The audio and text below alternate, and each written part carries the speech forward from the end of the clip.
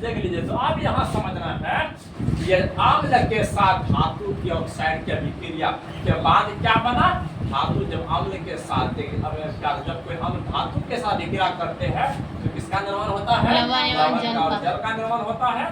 देख लीजिए यहाँ लिख दिए है, जैसे ही अम्ल धातु के ऑक्साइड के साथ अभिक्रिया करेंगे तो लवण का निर्माण होगा और जल का निर्माण होगा। यहाँ समझ गया। लेकिन अब ये बात बताते हैं, धातु ऑक्साइड जो होता है इसका प्रकृति क्या होता है, याद रखना है।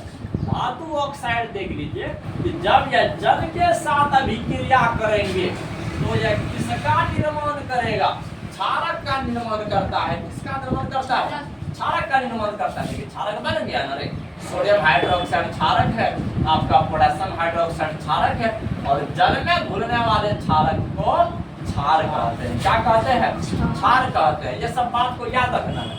इसका मतलब क्या हो गया, देख लीजिए यहाँ लिख देते हैं क्षारक, यहाँ लिख देते हैं क्षारक। हाँ देखिए इसका मतलब क्या हो गया, धातु के ऑक्साइड का प्रकृति क्षारकीय होता है। क्या होता है, क्षारकीय होता है, बेसिक इन नेचर होता है, याद रखना है। देख नीचे हम मोटा वाला बात लिख देते हैं, धातु के ऑक्साइड की प्रकृति, याद रखना है।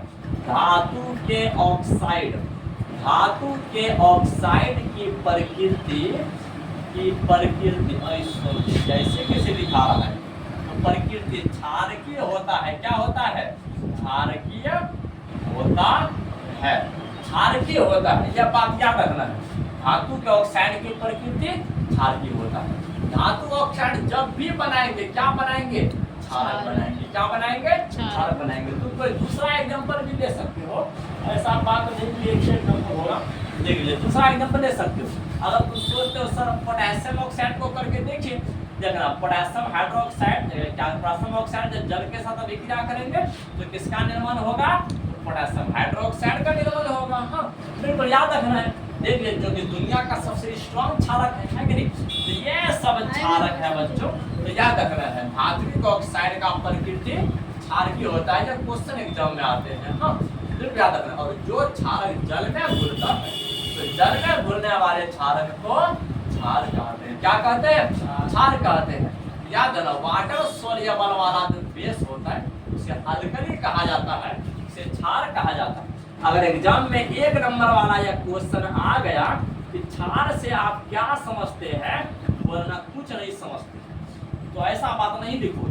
याद रखें जल में घुलने वाले क्षारक को क्षार कहते हैं। जल में घुलने वाले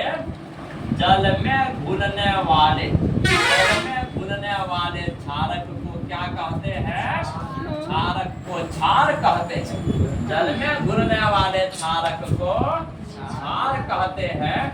यह सब बात को याद रख रहे हैं। हाँ अब जितना भी तुम देख रहे हो, पहला वाला फैमिली का फर्स्ट ग्रुप का जो है सोडियम है, पोटेशियम है, ये लोग को समझिए, लोग का जो क्षारक होता है उसको क्षार भी बोल सकते हो, क्योंकि यह वाटर सोल्युबल होता है, पानी में घुलने वाला होता है। इसका एग्जांपल तुम लोग को बता देते हैं, सोडियम हाइड्रोक्साइड, आपका पोटेशियम हाइड्रोक्साइड।